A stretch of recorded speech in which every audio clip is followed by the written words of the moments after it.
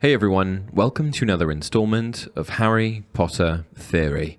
Today we'll be discussing just how rich Hermione Granger was during the Harry Potter series.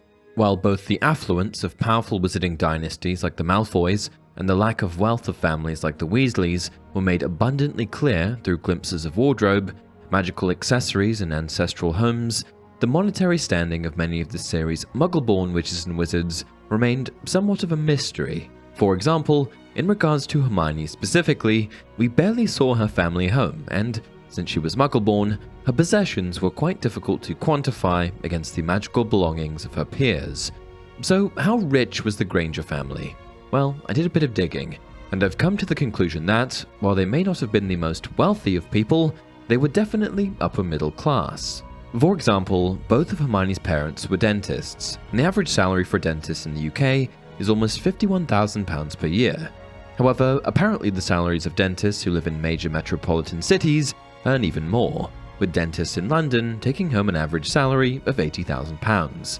And since we know that Hermione and her family lived in London, thanks to the address written on her Hogwarts acceptance letter, number 8 Heathgate, Hampstead Garden Suburb, London, we can conclude that her parents would have been earning this higher than average salary. And because they were both dentists, we can times that 80,000 by 2, for a total household income of 160,000. For those of you who are stateside, that's about 200,500 USD. It's not a crazy amount of money, but it's certainly nothing to scoff at. Then there's the fact that Hermione was an only child, meaning that Mr. and Mrs. Granger only had to support one dependent. This would have made a clear difference in the amount of disposable income they had when compared to, say, the Weasley family, who, by contrast, had 6 children to care for.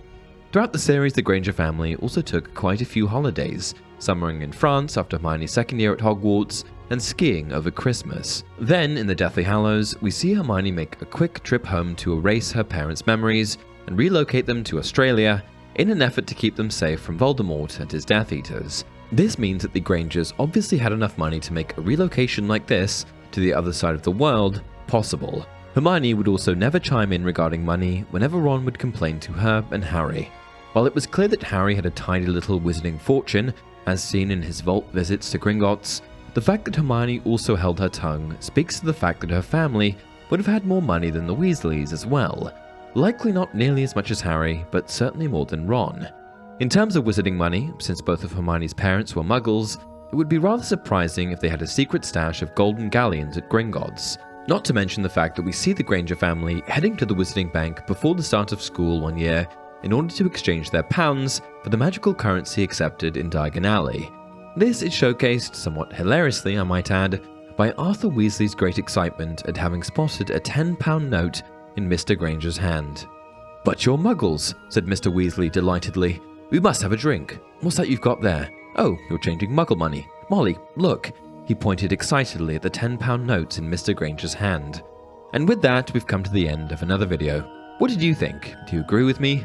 Please share your thoughts in the comments below. And as always, if you enjoyed this video, don't forget to like it and subscribe to the channel. Until next time, remember, it does not do to dwell on dreams and forget to live.